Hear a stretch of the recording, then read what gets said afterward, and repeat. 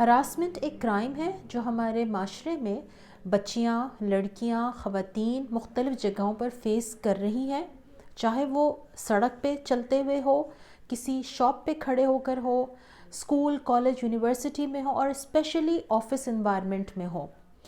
کرنے والا جو کر رہا ہے وہ اگر آپ اس کے لیے آواز نہیں اٹھائیں گی تو یہ بات میری یاد رکھیے کہ ہو سکتا ہے کہ آپ ڈر کے مارے اس آفس کو چھوڑ دیں، اس کالج کو، یونیورسٹی کو چھوڑ دیں، لیکن جب آپ کو کوئی بھی اور لڑکی ریپلیس کرے گی، کوئی بھی اور آپ کی جگہ آئے گا، تو کرنے والے نے اس کے ساتھ بھی یہی کام کرنا ہے جو آپ کے ساتھ ہوا۔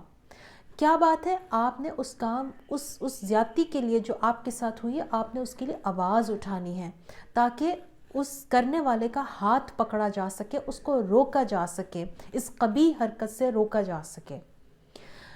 ہم لڑکیاں کیوں آواز نہیں اٹھاتی ہیں؟ اکثر بچیاں میرے پاس کاؤنسلنگ سیشن میں بیٹھ کر آنسوؤں سے روتی ہیں کہ ہم اس لیے آواز نہیں اٹھاتے کہ ہم بدنام ہو جائیں گے، ہم کسی کو منہ دکھانے لائق نہیں رہیں گے، ہم اپنے ماں باپ کو کیسے فیس کریں گے، یا ہمارے ماں باپ کسی کو کیسے فیس کریں گے۔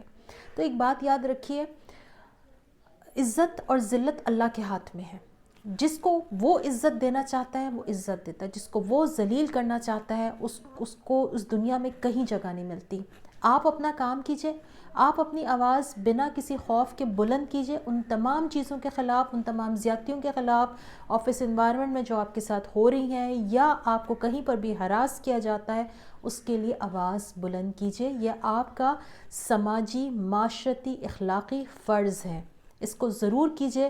شور مچائیے، اگر کوئی آپ کو ان اپروپریٹ طریقے سے ٹچ کر رہا ہے اس کے لیے شور مچائیے، بتائیے کہ آپ کے ساتھ یہ ہوا ہے تاکہ آئندہ وہ شخص آپ کے ساتھ یا کسی اور کے ساتھ یہ حرکت نہ کر سکے۔ اپنا بہت زیادہ خیال رکھیے۔ تھینک یو سو مچ۔ خدا حافظ۔